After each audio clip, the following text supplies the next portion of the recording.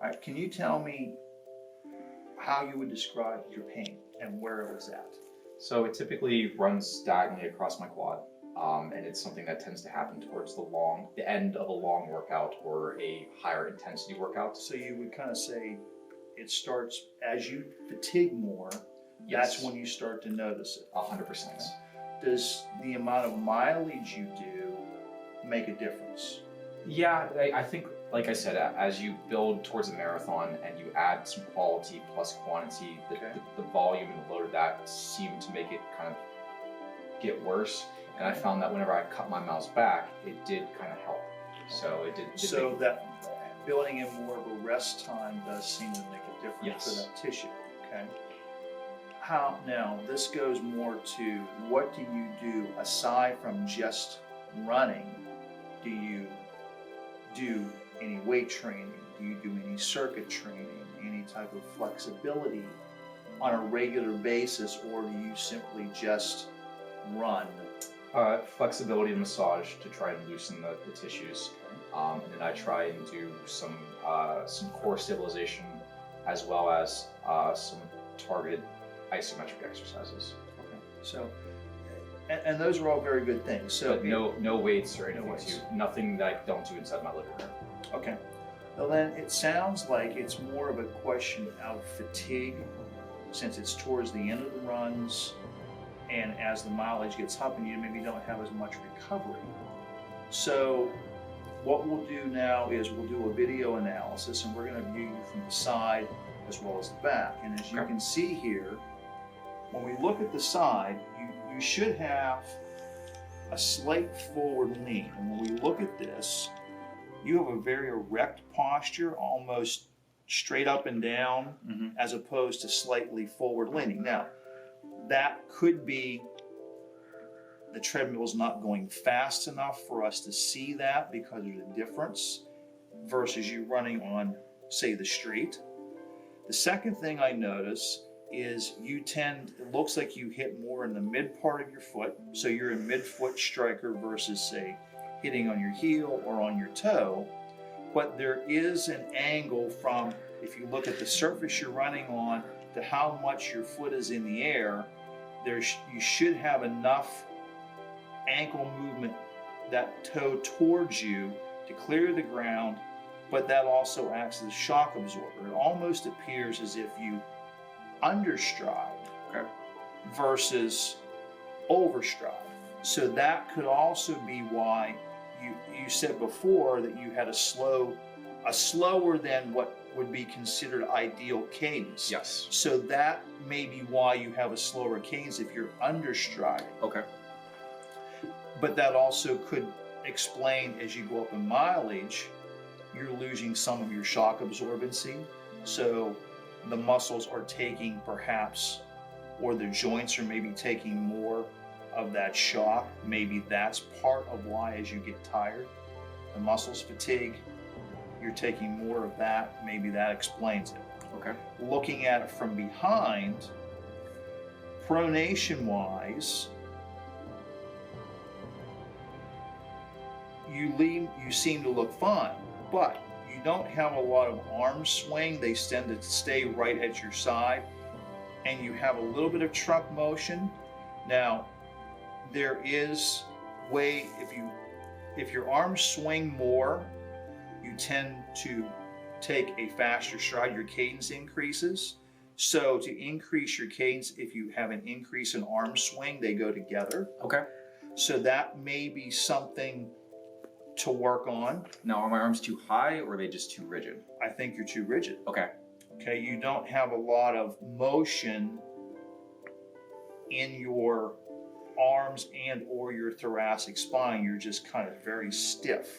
Should I drop my arms or should I think your arms staying parallel to the ground and your hands relaxed. I just think you need to have more swing, more of a swing, which gives you more trunk rotation. Okay. Which may balance out when we look at your pelvis. You should drop a little bit side to side as your foot contacts the ground. It appears that your left hip or pelvis drops more than the right. Now, how much is it allowed to drop before it's considered excessive? What they're saying is 5 degrees on a side for a total of approximately 10 degrees, which we're talking 2 to 3 centimeters is all the more we're saying. Okay. It doesn't look like it's a huge deal, but it may be enough, coupled with the fact that you're very stiff in your upper body without a lot of arm movement or thoracic or mid-back rotation. That may explain why you may appear to maybe understride. Okay. And those things together, along with if we looked at your strength in different muscle groups about your core, your abdomen, your hips, your glutes, your hamstrings, if we find weakness, I do tend to get some tightness in my my hamstring back here, opposite of the sartorius muscle, the quad muscle. so there may be an imbalance, Yeah. either in flexibility and or strength, that may explain some of this. So there may be some things that we could do from a physical therapy perspective, conditioning wise, to build more endurance and strengthen the muscle to help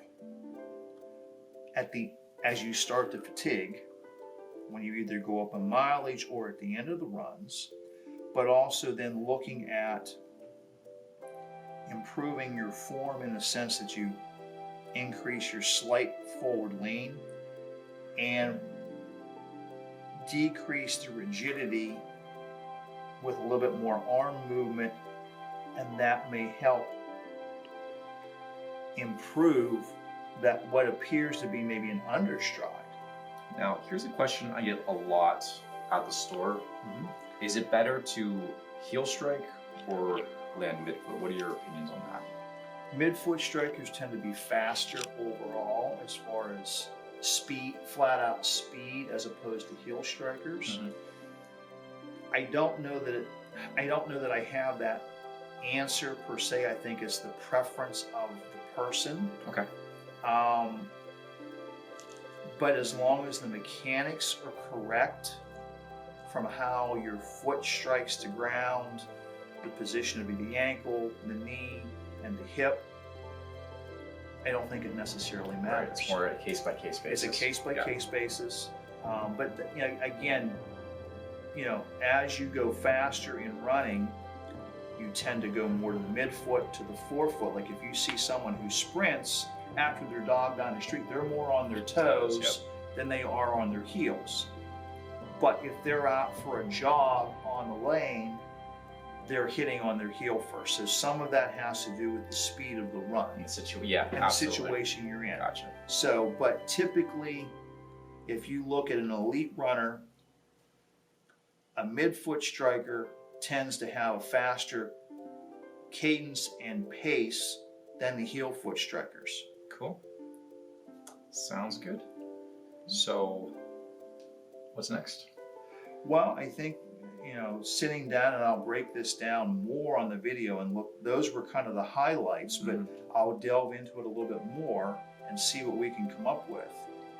But I think what I would do is bring you back another time to go over a little more in detail what the video shows us, but then say, okay, we think that we can improve A, B, and C with physical therapy, but in conjunction, I think you need to talk with Luke about perhaps a form running group. But if you improve these things from a physical therapy perspective, form tends to take care of itself, as opposed to you having to change your running form. Because if you improve strength and or flexibility, those other things tend to come along with that. So that would be what I would suggest, and then we can go from there. Sounds good. Well, thank you, Frank. You're Appreciate welcome. the insights. Okay. And if you're interested in any insights yourself, he is available to do everything you just saw here at a more in-depth level. Again, this is just a quick video to kind of highlight some of the main things, but he can go to a lot more point-by-point observations as well if you're interested. You did say you're mentioning some sort of promo that you're doing? Yeah, I mean, we are offering a $25 promotion that you can come in and have the video analysis done. And I can go over the gross highlights at that time. I would bring you back a second time to go in more in depth and to make some decisions with you as to what I think might be appropriate, whether physical therapy is, whether it's more of an equipment change and a form running with Luke. If it's more physical therapy and conditioning, we can then talk about insurance and going that direction and taking care of things that way. And we can come up with a program for you to specifically target those areas. Great. It's always good to have more tools in your toolbox as a runner. Staying healthy is half the battle. Well, and yeah, I mean, that's the biggest thing is if we can keep you healthy and strong, you don't have to see me, which is a good thing, and you don't have to see an orthopedic surgeon or anybody like that to address any of these issues. And let's face it, the worst thing I from a physical therapy perspective that I can tell a runner is to stop running, because usually they run out the door because they don't want to stop running. They want to be able to do that and keep doing that. So the more tools that we have at our disposal to look at some of those things and minimize the injury, then that's what we want to try and do to keep you on that running road. Well, thank you so much. Appreciate all your help. Thank you.